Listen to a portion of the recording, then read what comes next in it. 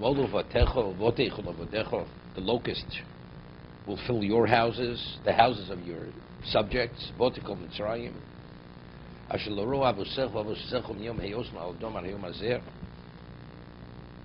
That even your forefathers and even their fathers didn't see such locusts ala domo at a yom hazeh. It's interesting, doesn't say ala oretz, ala domo, because doma had the connotations more agricultural than just land.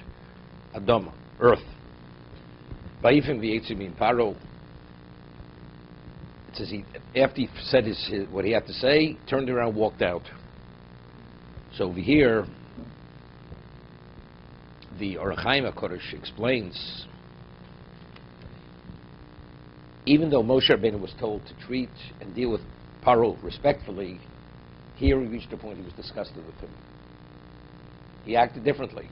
Zilzel, he belittled the honor of the king. So he says, why? After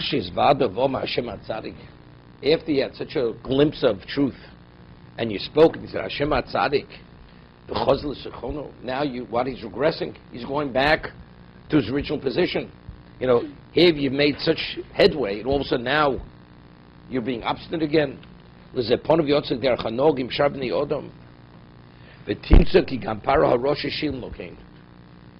Paro, he paid him back for his behavior. Why? He says he was brought back, and then after it says, after Moshe said what he said, it says he was driven. First time it used the term he was driven from the presence of Paro. Therefore,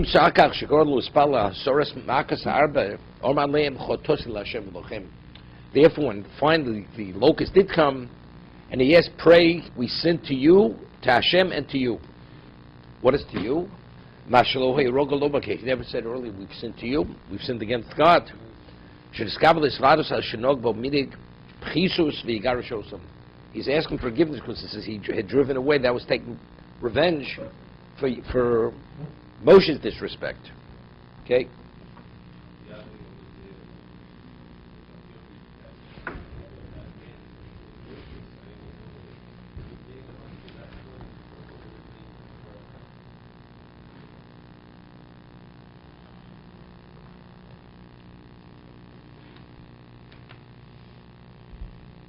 Well, we'll see later. We'll see in a moment. Of course, later Rashi has a question. We find in Yoel's time there was in Yoel We'll see. Yomer Avi Para'ilov ad Moshe Yezelon Ulamokesh. How long is this going to be a pitfall for us? Aterem Teda Shalchas Anoshim V'Yavdos Hashem Elokeim. Send out the people and let them serve their God. It's interesting. When they didn't say Shalach Sa'om, they said send out the men. Right? Because we'll see in a moment. Because they asked who's going. Haterem Teda Ki Ovdim Mitzrayim. Because before you realize it, Egypt's going to be lost. Vayushav is Moshe Aaron El Paro. Moshe and Aaron were brought back to Paro. V'yomar leim l'chu idus Hashem Elokechem. Go serve your God. Who's going? We're going with our youth, with our elders, with our children, with our daughters, male and female, our sheep, our cattle. It's a holiday.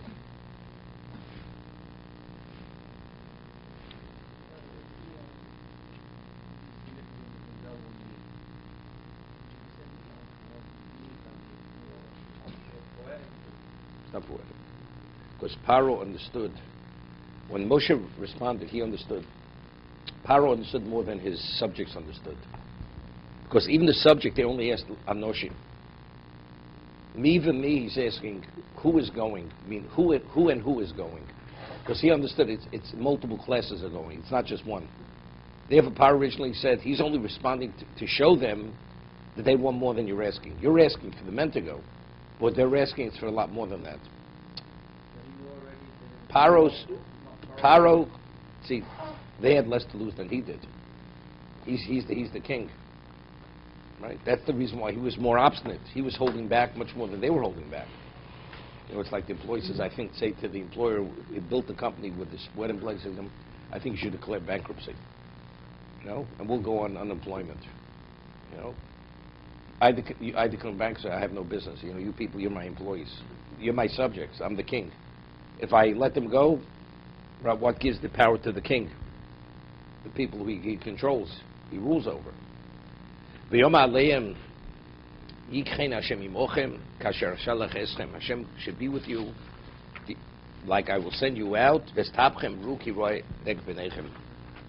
Firstly, he says, I'm not sending you out.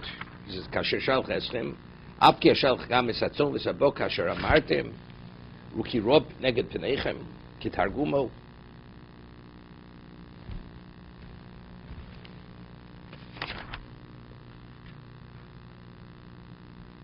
Meaning, you want to do the wrong thing to me. You want to deceive me. That's where the Targum learns. But he quotes the Medrash. Medrash Shamati Kochav Echad Yeshish Moro is a star. They were expert astrologers. There's a star which is called Ro.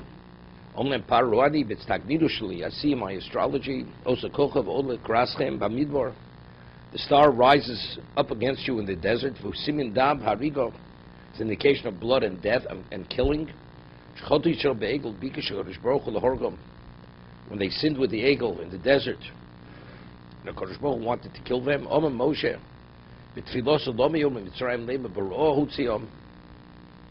why should the Egyptians say you took him out Baro? This is what Paro is referring to. The star Rod, this star which is evil. Hashem retract it's Adom L'Damilo Shemal Yeshuosam. So I once pointed out. It says God converted the blood that they had seen to blood of Milo. Shenemar B'Zesheom Nemar Hayom Galos Es Cherpas Mitzrayim Aleichem. I've removed the disgrace of Egypt from upon you. What's the disgrace? Sheri Omrim Chem Daman Uroim Aleichem Amidbar. So the blood of the death was converted to the blood of Milo. So you see something interesting?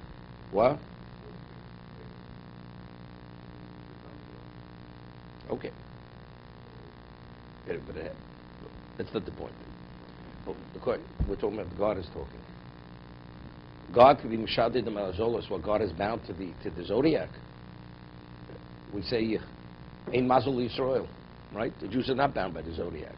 So even though the zodiac seems to be that one thing, which indicates they deserve it to be destroyed, Midas Arachman changes it. So it's irrelevant what the zodiac says. No. God converts the blood into blood of Milo. What does he have to convert it to anything? What, they'll be circumcised later, they'll be circumcised later. It's unrelated. This is the blood of death, that's the blood of circumcision. They didn't circumcise themselves for 40 years in the desert. But that's not only it. What preceded? What the Chet Egel preceded the Chet Meraglim. Why did they circumcise themselves in the desert? So the Gemara says, because the northerly wind didn't blow, which has to do with the clotting of the blood. So they would bleed to death. They were like hemophiliacs. So if that's the case, at the time of the Chet Egel, they should have been killed, which is dam. That's the blood. Hashem converted it. What was the conversion? Milo. But they circumcised themselves continuously. Evidently, circumcising yourself one person at a time, or a handful, relatively speaking, but if you have millions of people have to circumcise themselves, we're talking about serious blood. You understand? We're not talking about one person circumcising himself. Right? I'm just saying, so it wasn't immediate. Lami Yom Mitzroyim, right? Bara Hotzio. That was the Chet Egel, that's before the Chet Meraglim. So at that time, he put it on hold, he put it on the back burner. Because it didn't yet manifest itself. Because they had to sin again with the Meraglim before that was going to be put into motion. Right? Because that's why they would have gone in immediately, they would have circumcised themselves normally. They regardless. Yeah. It's briskly and sorrow. Moshe Rabbeinu's bracha. Right? They kept the bris. Despite the danger of circumcision, they still circumcised themselves. So it seems to be. No. No. Why? Why does Hashem have to convert it?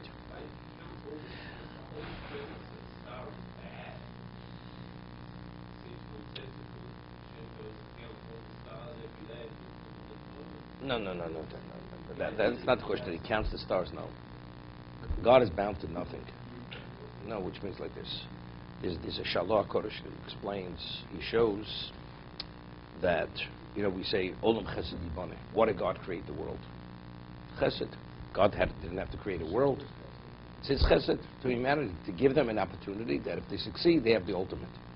Because before existence, He was bound, there was no basis for reward. He created a setting that if man should succeed, God will give him reward. So that's Olam Chesed Yibane. Factually, at the time of Yisrael, the Jews weren't worthy. They weren't worthy. It was pure chesed. Yitzis Mitzrayim was chesed. Chesed, we say that the makos, the plagues, God overrode the system. The system, nature is the zodiac. To bring it back about the makos, the system was overridden. God ignored the zodiac. That was chesed. What about after we left Egypt? After Sinai? After Sinai, it's no longer chesed. We became Klal Yisrael. Now, there are rules. There are rules and regulations. Now you violate, it's no longer chesed. Now it's at best rachmim. It's rachmim. There's no chesed any longer. There's no free rides now. Going forward, it's rachmim. Within rachmim, God doesn't change the zodiac. You're bound to nature. As a result of that, therefore, if the stars say blood, there has to be blood. So to convert it to other blood is one thing. That's rachmim. But that there should be no blood, that's chesed. That's overriding the zodiac. So pre-Sinai, God overrode the zodiac. That's chesed. That's the equivalent of Olam Chesed Yibane. Of course, God can do anything. But he doesn't unless he chooses to do so. Okay?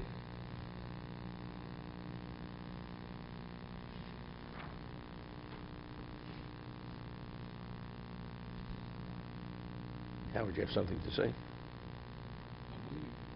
Okay. So, also, there's another aspect. They saw dam harigo. It's a different type of blood, right? It means blood as a result of it's blood shed. That's raw. The star is raw, means blood shed. God converted it to Milo. It's a different type of blood, right? One's blood shed, the other is blood as a result of a procedure. It's not blood, it's a different type of blood. So you'd say, well, that is blood. So there was a slight alteration. Sitting in Yossi Carlos. Let's sit over here. Right? The question is, we said, the whole idea of Mila is what? To the non-Jew, what is circumcision? It's mutilation. That's what it is. It's mutilation. So really, it's the equivalent of Dam Hariga.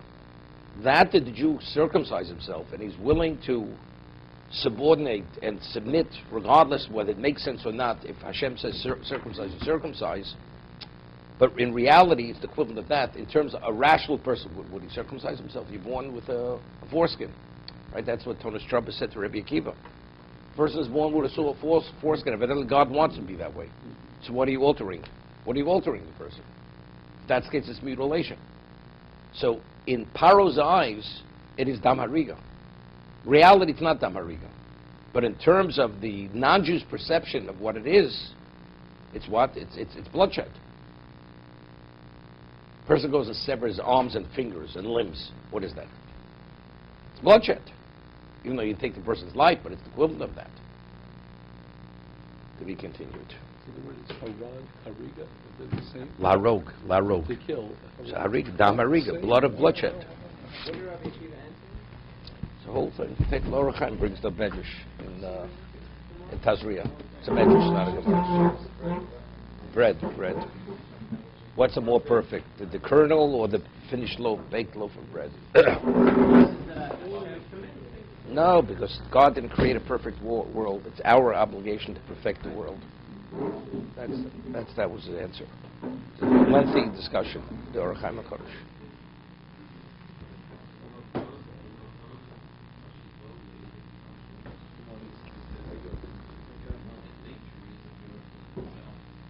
nature is God willing. No. Nes nigla, nes goloi is God will something. It's the same willing.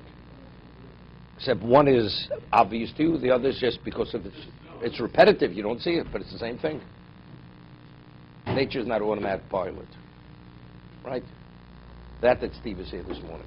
It's not an automatic pilot. He's not at that level yet. The moment he gets up, he goes straight here. He has a battle. He has to struggle. Okay?